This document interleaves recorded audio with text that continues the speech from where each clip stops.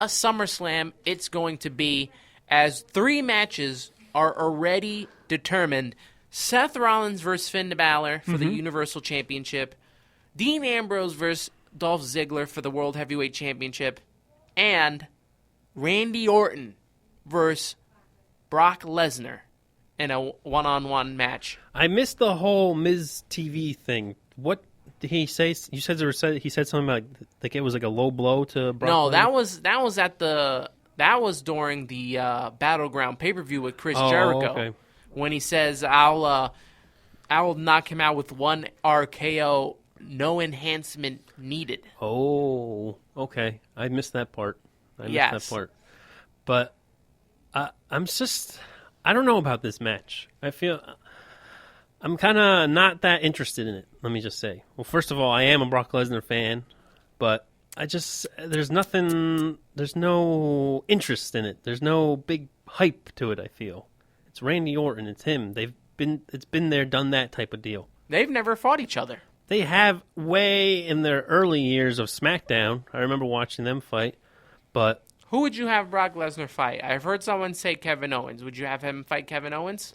I could see Kevin Owens, but I feel they're both kind of... I don't know how fans are going to react to Brock Lesnar now that the whole failed drug test, the whole UFC thing, will he be praised? Will he be booed? We don't know. He returns to Raw on Monday night. They've been hyping that up left and right, so we'll be interested to see when he comes out through the curtain. And will he be with Paul Heyman? Because now I heard rumors that his contract's up. So does that mean Brock Lesnar's by himself, or does Paul Heyman still come with him? We don't know. We don't know. The only question that I could pose to you is at SummerSlam, will we go to Suplex City, or will we be heading to Viperville? To Viperville. I think it's going to be Suplex City. But it could go either way because you're hyping the return of Randy Orton so much, and what he did to Miz the other night, he gave him 2 RKOs and beat him in the ring. So, like I said, it can go either way. I don't see him getting so hyped up that he goes back into the title picture because I don't think Randy Orton needs a title to get over with fans because he's already so over. And it's like, oh, Randy Orton, he won the title again? It's like, doesn't really show that much interest. Right. So... I don't know. But if those 3 matches don't get you to buy the network or to buy the pay-per-view, I don't know what will. Plus, we're probably going to get New Day versus The Club. Mm-hmm. We'll probably get a rematch of Charlotte versus Sasha Banks. Maybe Becky Lynch will fight Natalya again, or maybe they'll have a nice little match between all the divas on SmackDown to showcase them all. I don't think they'll have all the... I think this is what I think they'll have. They'll have some kind of tournament leading up to SummerSlam, and then have the 2 finalists compete for the Women's Championship for SmackDown brand. Let's not forget Cena versus AJ Styles. We'll probably get another one of those. I mean, this SummerSlam could possibly be one of the best. And it's longer, too, isn't it? It's going to be like over 3 hours long, I believe. They made it to about like 3 or 4 hours now. So they're going to have to fill it with a lot of matches. I mean, how many pre-show matches can you really fit there? I'm not a big fan of the pre-show matches, so I'm hoping more lingers onto the main card. So only time will tell. We got how many weeks till SummerSlam? It's around the corner, right? It's August. Right around the corner, August. I'm going to... yes, 20... I think it's 22nd. Mm-hmm, that sounds about right. And then the night before that is NXT. NXT TakeOver Brooklyn. And also now, just announced on SmackDown yesterday, Backlash, September 11th, SmackDown only pay-per-view. Only? Only. So there'll be a couple feuds in there. Oh, that'll be good. It's good, yeah. It's going to be really good, and we'll see what the matches are going to be like. All I could say is, in the words of Keith Logan, Loney. In the words of Keith Logan, only time will tell.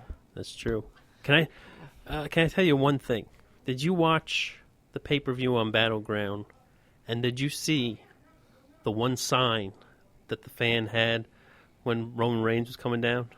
It said, Roman Reigns must be deleted. Oh, my goodness. You know what? I'm going to tell you this.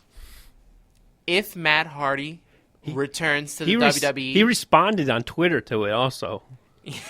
if Matt Hardy returns to the WWE, it better be as broken Matt Hardy and nothing else. But the only thing I can wonder is, does he own the rights to that character, or is that a TNA exclusive character? Because if you remember how Sting had the Joker Sting, that was only TNA type. So I don't want to see Matt Hardy in the WWE if it's not broken Matt Hardy. With that ridiculous accent. He must be deleted. This is an extraordinary xylophone. When he did you see the part 2 of the final deletion, like the aftermath, when he's sitting down and watching it in his family room / auditorium, and his son is opening gifts. He's like, "This is an extraordinary xylophone." When he said that, I lost it. I was like, "What the hell?" Oh my goodness. Oh. We need more broken Matt Hardy in our lives. It just stinks now that TNA is now on Thursdays, because now we can't talk about it as much. Now that it's starting to pick up. You said you've enjoyed the last couple episodes of TNA. But I believe they're in a dilemma because their next live pay-per-view, I think, it's conflicting because Raw kind of like countered and has is not Raw.